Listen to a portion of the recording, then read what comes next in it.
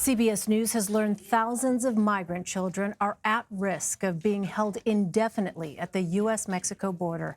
Many of them are unaccompanied and waiting to get a sponsor, something that could take years. Manuel Bojorquez reports from Brownsville, Texas. This is the San Benito facility. It's about 20 minutes outside of Brownsville, Texas, and it's the first time we've been granted this type of access. What's unique here is this is a facility that also cares for infants. We're the first network news organization allowed to freely walk the halls of this facility. This one houses the youngest of unaccompanied minors, children who showed up by themselves at the border or were separated from relatives. Because they're minors, for their privacy, the Office of Refugee Resettlement, or ORR, requested we use their cameras so they could blur out their faces. Hola, ¿cómo está? That's a small baby. It is one, yes. So. ¿Cuánto? 1 month old. Yes. Wow. ORR Director Jonathan Hayes gave us a tour last month. Obviously, the teenagers that are here are the moms of these young ones that we have here. We even saw a 2-year-old boy from Brazil who is in this country alone. There are more than 10,000 children currently in ORR care. The agency says its goal is to give the children as safe and normal a stay as possible until they can be released to a vetted relative or sponsor. But CBS News has learned more than 4,000 of those migrant children at ORR's 168 shelters in 23 states could be held long-term. They're referred to as Category 4 children. Unfortunately, I have well over 4,000 of those children in my care right now at the Office of Refugee Resettlement. How long possibly are these children in your custody? Until they turn 18. Conceivably, someone could come into our care at, 15 years old and not have an identifiable sponsor in the United States and remain with us for a few years. It's already happening. We recently learned of one case of a child in custody going on 4 years. Immigrant advocates believe that violates the Flores Agreement, which mandates children be released as quickly as possible. They argue some of the administration's policies, even ICE arrests recently publicized by the president, could be having a chilling effect.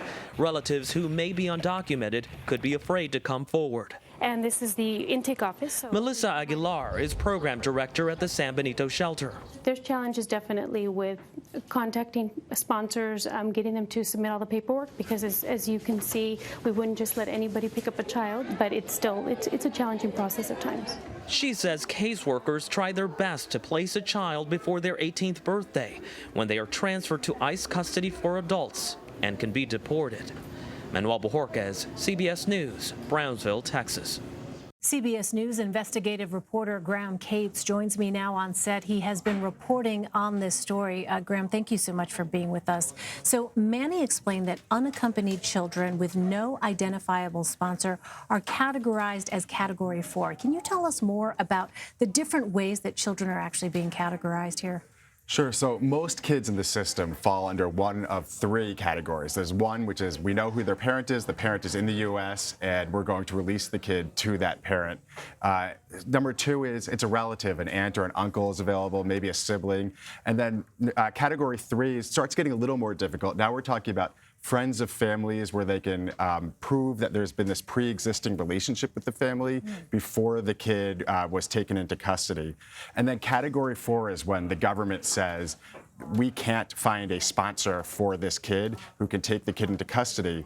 And it's worth noting there are far more Category 4 kids as a proportion to the overall population right now than there were ever previously. So why are we seeing such a stark increase in the number of Category 4 children specifically? Right now, what we have is theories. I spoke to former ORR officials, that's the Office of Refugee Resettlement, who had worked during the Obama administration.